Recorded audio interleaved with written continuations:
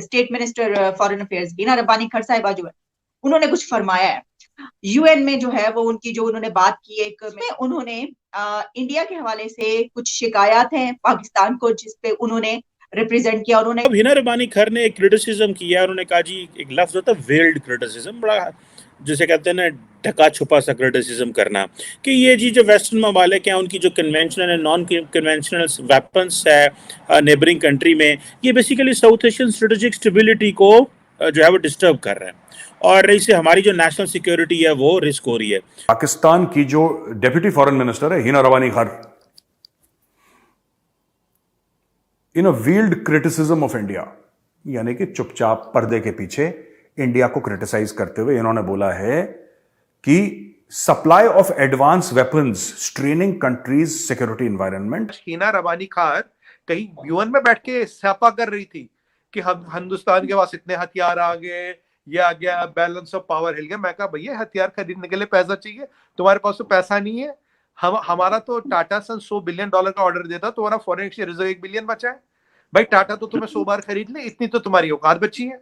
95% of population of Pakistan does not care.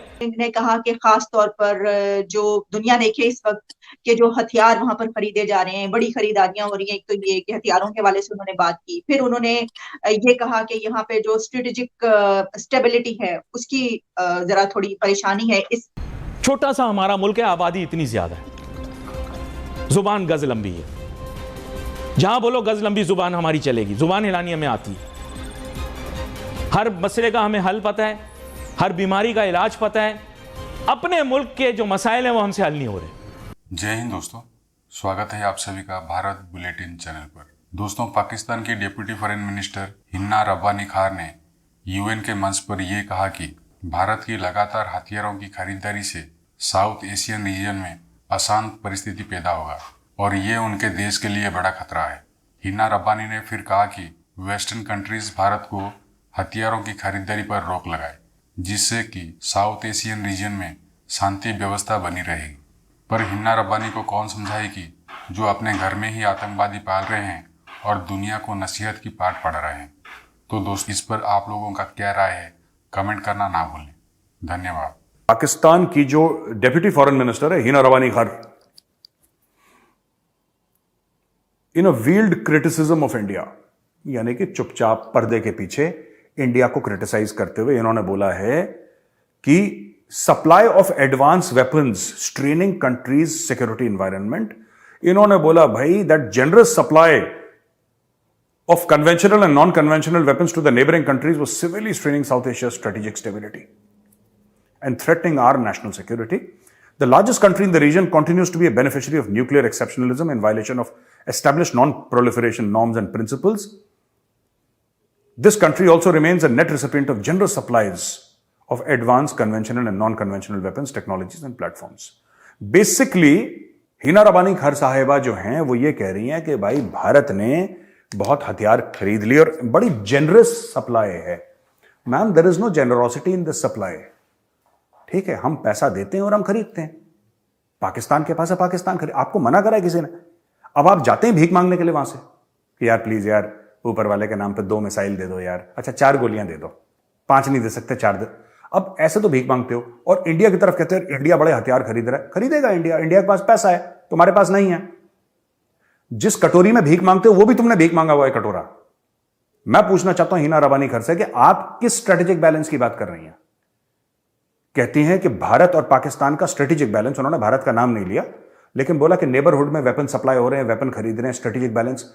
आपका strategic balance है क्या? आपके पास है क्या? आपके मुल्क के पास है क्या? और भिखारियों में इतना कॉन्फिडेंस, कौन सा च्यवनप्राश खाते हो यार जो सवेरे सवेरे ऐसी बढ़ के मारते हो लंबी चौड़ी? कौन सा स्ट्रेटेजिक बैलेंस? कौन सा स्ट्रेटेजिक बैलेंस है आपके पास? कितने पैसे आपके पास? फौज के पास, पाकिस्तानी फौज के पास, मैं गारंटी के साथ कहता हूं, ये 1 या 2 डिवीजन मोबिलाइज करने का लड़ाई तो बहुत दूर की बात है। They don't have money to mobilise 2 infantry divisions. क्या बात कर रहे हो मैडम आप? स्ट्रेटेजिक इंबैलेंस हो गया। इतना लंबी लंबी मत छोड़ा करो आप इंग्लिश में, क्योंकि आपको पता है आप इंग्लिश में बोलोगे, आप डिफिकल्ट वर्ड्स यूज करोगे, पाकिस्तानियों को समझ में नहीं आती अंग्रेजी, क्योंकि एक इंग्लिश चैनल नहीं है टीवी का पाकिस्तान में समझ में नहीं आती किसी को अंग्रेजी। आपने हवा में फायर कर दिया। Strategic balance. अब पाकिस्तानियों को पता नहीं कि बिरयानी है कि कोरमा है, ये समझ में नहीं आ रहा। स्ट्रेटेजिक बैलेंस कौन सी डिश है, उनको समझ में नहीं आ रहा बेचारे पाकिस्तानियों को। और जो आपने वर्ल्ड में अपना मैसेज पहुंचाना था वो आप डॉन जैसे न्यूज़पेपर्स का इस्तेमाल करके या जियो जैसे अखबारों का इस्तेमाल करके या चैनल्स का इस्तेमाल करके आप आगे बढ़ा रहे हैं। लेकिन मैडम, मैं आपसे पूछना चाहता हूं, हिना रबानी खान साहिबा, व्हाट स्ट्रेटेजिक बैलेंस? आपका और हमारा मेल क्या है? राजा भोज और गंगू तेली का क्या मेल है, आप ये बताइए। और आपको इतना अगर जज्बा है और इतना खून खोल रहा है तो पैसा देके आप भी खरीद लीजिए। आपको मना करा है हमने, इंडिया ने मना करा है कि पाकिस्तान ना खरीदे। खरीदो, दबा के खरीदो, $2 अरब खरीदो।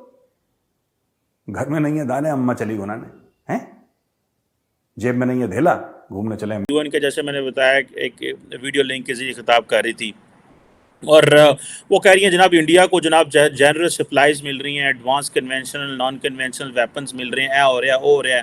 ठीक है जी। अभी वो कह रहे थे जी कि जी पिछले महीने इंडिया ने को 5.94 ट्रिलियन रुपीज़ जो कि $72 अरब का डिफेंस बजट रखा है 23-24 का, जो कि जारी बात है 13% ज़्यादा है पिछले पीरियड जो एस्टिमेट्स हैं। अब ये जो चीज़ें हैं, अब ये चीज़ें बड़ी इंपॉर्टेंट हैं। ठीक है जी।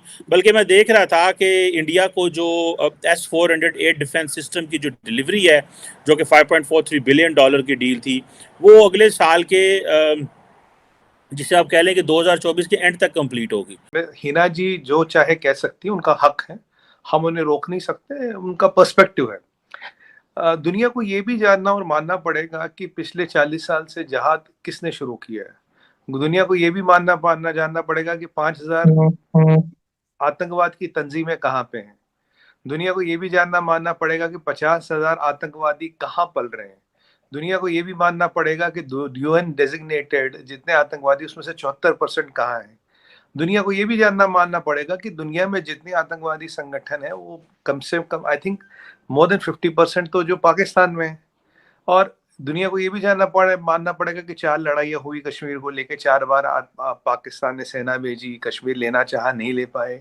और चौथी बात तो प्रॉक्सी वॉर हुई, will bleed India by 1000 cuts, ये किसने कहा था? ये दुनिया को मानना चाहिए। तो दुनिया को जानने मानने को बहुत है। पाकिस्तान हथियार इसलिए नहीं खरीद रहा कि पाकिस्तान के पास पैसे नहीं हथियार खरीदने के लिए। अब हथियारों का बजट फ्री में तो आता नहीं। हमारा डिफेंस बजट देंगे तो आपके 20% GDP जितना है, it's almost 20% of your GDP। तो जब आपकी इकोनॉमी वैसी होगी, आप इतने पावरफुल होंगे, तभी तो आप हथियार लेंगे ना। और हमारा तो हथियार is for 100% defence. We have no territorial ambitions, we have no aggression. तो हमारा तो डिफेंस और नेशनल सिक्योरिटी को लेके जो भी हमें ठीक लगे वो हम लेते हैं। और अब तो हमने काफी इंडिजिनस मैन्युफैक्चरिंग शुरू कर दी है। आज के डेट में lot of our manufacturing is indigenous. और ये बहुत गलत धारणा है कहना कि भाई India is dependent on Russian हथियार या किसी और का हथियार। एयरफोर्स में हमारी डिपेंडेंस है, पर सबका MRO, सबका एम्युनिशन यहाँ बनता है। आर्मी में हमारी किसी पे डिपेंडेंस है, नेवी में हमारी बिल्कुल किसी पे डिपेंडेंस नहीं है। तो we are doing our own production at our own level और सब चीज बना रहे हो, नेशनल सिक्योरिटी को लेके बना रहे हैं। हमारे कोई टेरिटोरियल एम्बिशंस नहीं है, हमारे दिल में कोई एग्रेशन नहीं कि किसी की जमीन पे कब्जा करना है, कोई चीज करनी है। तो ये तो उनको बोलना चाहिए ना कि उनकी जो फॉरेन पॉलिसी फेल हुई है, उनकी जो विदेश नीति फेल हुई है, उनकी जो डिफेंस पॉलिसी फेल हुई है, वो उस पर बताएं। अगर आप हमारा बजट देखें तो चाइना का हमसे कहीं गुना ज्यादा बजट है। अगर आप US का बजट देखें तो $800 बिलियन का बजट है, हमसे करीब करीब 10 गुना ज्यादा बजट है। तो डिफेंस बजटों से को देखने से कुछ होगा नहीं। हम दुनिया भर में कंप्लेंट करते हैं जी अमेरिका के पास 10 गुना बजट है, तो उससे क्या होगा? ठीक है। अगर आपकी डिफेंस बजट में से आपकी मेजॉरिटी पैसा आपकी तनख्वाहों में जाता, आपके फौजियों के जाता, वो आपको देखना है, वो चीजें आपको देखनी है। आपकी आतंकवाद बंद करे तो आपको इतने बड़े डिफेंस बजट की जरूरत ही नहीं पड़ेगी, इतनी डिफेंस स्पेंडिंग की जरूरत ही नहीं पड़ेगी। अपनी आंखें ना चुराएं। मैं हिना रबानी खान से ये कहना चाहता हूँ, अपनी आंखें ना चुराएं। दुश्मन और खित्ता, ग्रेटर रीजन, ये जो बातें हैं ये अपनी थोड़ी बदलें। हमारा दुश्मन कौन है? हमारा दुश्मन तो इंटरनल है। हमारी दुश्मनी तो फिर TTP से हुई। हमारी दुश्मनी जो है वो तो फिर हो गई जनाब आपकी गुर्बत से। हमारी दुश्मनी तो जो है वो इन्फ्लेशन से है। हमारी दुश्मनी तो इंटरनल है। उधर आप किसी तरह का जो पॉलिटिकल कंसेंसस है वो आप क्रिएट नहीं करना चाहते, और आप लगे हुए हैं एक ही चीज़ कहने पे कि जी ठीक है जी। अब हमारा ये है कि इंडिया के साथ कुछ अर्से पहले मैं सुन रहा था, हिना रबानी खान कहती है जनाब कि कोई डायलॉग नहीं हो रहा। ठीक है, कोई मसला नहीं, ना बात करें, वो भी नहीं बात करना चाहते, नो प्रॉब्लम। लेकिन इंटरनली अपना घर तो ठीक करें ना। मुझे एक चीज़ समझ नहीं आ रही कि पाकिस्तान क्यों इंडो पैसिफिक को नहीं सोच रहा।